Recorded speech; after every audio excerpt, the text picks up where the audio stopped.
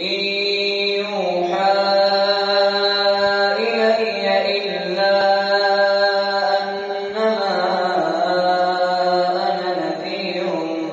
مبين إذ قال ربك للملائكة إني خالق بشرا من طين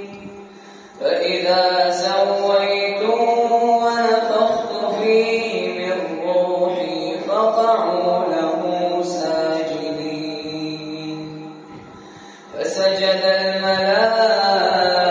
الملائكة كلهم أجمعون إلا إبليس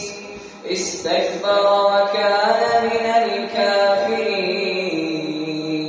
الكافرين قال يا إبليس ما منعك أن تسجد لما خلقت بيدي